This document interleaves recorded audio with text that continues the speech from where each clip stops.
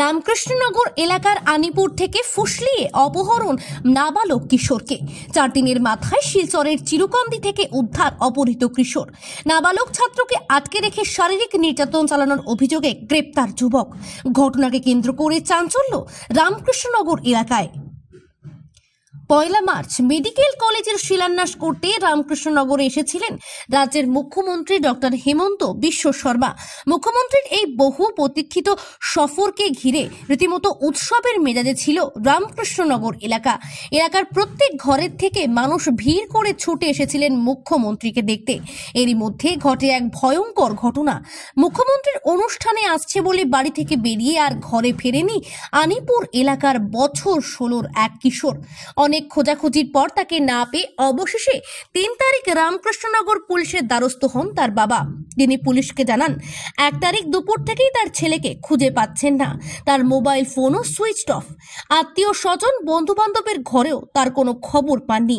এরই মধ্যে 3 তারিখ সকালে একটি নতুন নম্বর থেকে তার ছেলে তাকে ফোন করেছে বলেও জানান ছেলেটির বাবা। সেই ফোন কলে তার ছেলে কেঁদে কেঁদে তাকে ছাড়িয়ে নিয়ে যাওয়ার জন্য কাতর আহ্বান জানিয়েছে বলেও পুলিশকে জানান তিনি এই নম্বরটির বিবরণ পুলিশকে তুলে দেন। পুলিশ এই নম্বরটি ট্র্যাক করে তার লোকেশন শিলচরের চিরুকান্দি বলে জানতে পারে। রামকৃষ্ণনগর পুলিশের তরফে কাছাড় পুলিশকে এর বিবরণ দেওয়া হয়। আর এর ভিত্তিতেই তারাপুর পুলিশ গত রাতে চিরুকান্দি এলাকা থেকে এই অপহৃত কিশোরকে উদ্ধার করে। সঙ্গে হিমাংশু নামের এক যুবককেও গ্রেপ্তার করে পুলিশ।